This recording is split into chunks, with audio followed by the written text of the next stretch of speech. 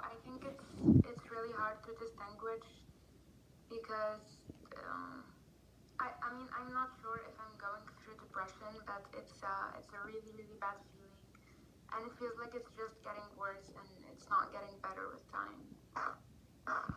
Okay. So what we usually understand about depression is that has, how should I say, no reason. Okay. So this is the true feeling of depression. We do call it postpartum depression. All of us, people call it like this. I don't. It's depression, okay? And it has no reason to have a depression after you have a child. Actually, after you have a child, you're super happy, tired, but super happy, right? So there are a lot of other things going on there. But when we're talking about depression, there are deep emotional wounds that cause it, and sometimes we just don't know why it happens. In case of somebody dying, like I'm sorry for your father, my dear, um, we know exactly what happened, right? Somebody was removed from our life. And depression is just a step in the grieving process. But it doesn't have to be a permanent step, right? We're usually grieving for most religions, at least my religion, we're grieving for approximately 1 year, right? We wear black and we don't go to parties and all of that, right? So I'm not sure how other religions are, but in my religion it's usually about a year, okay? That is respect for somebody that has left us, right? Now, that doesn't mean that we have to stay in that depression mode. Why? Because that person that in this case your father, my dear, he wants you to be happy. I can guarantee and put my hand in the fire out there that if you have a conversation with him, or if you would have had a conversation with him 5 minutes before he died, the only thing he would have said to you is like, I want you to be happy, my daughter. Doesn't matter what happens to me.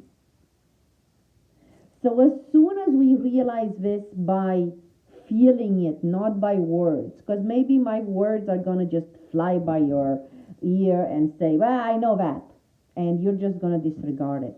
But once you feel it deep down in your heart, the grieving process can stop, and so is your depressive step in the grieving process. And it's totally fine. Maybe you need another cry out, or maybe you need more cry outs out there. Okay? But this is the distinguishment between, let's not slip into depression just because one person was removed from our life, or two people, or three people. Usually, when one person is removed from our lives, it means that change is necessary. We need to turn things around. We need to make some changes in our life. And especially people that have lost both parents and pets within a year or two or things like that, I tell them major change needs to happen. And they're like, what do you mean? I mean, major change in your life needs to happen because you've been bombarded by what you think it's loss, but every loss is actually a restart in your life.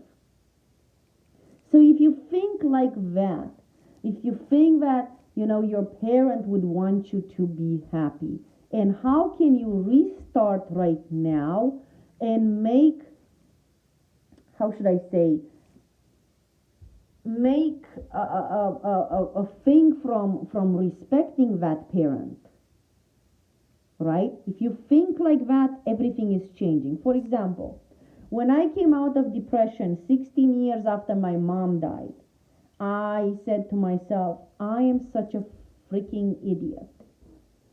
How could I have not known these secrets to get out of depression before that? How could I have not known to get myself out of depression? How could I have not known to save my mother, so she won't die without being happy one moment of my life? How could I have not known all this? How stupid could I have been? It doesn't matter if I had 2 universities by the age of 22. I was a freaking idiot of a world. And then I realized that the reason why all of this has happened, it was to change my life, because otherwise I probably would not get out of depression. I would have just grin and bear it like everybody else does out there until they don't die from suffering, or sometimes they even die from suffering and they still don't get it, right? And now I'm helping others. Why? Because I have seen what depression has done. So I use this as giving respect to my mother, especially with people that are over my age. We have clients at the age of 70, right? I look at them and said, my mom would have been 70. I am so proud of you that you overcome depression right now. My mom never made it.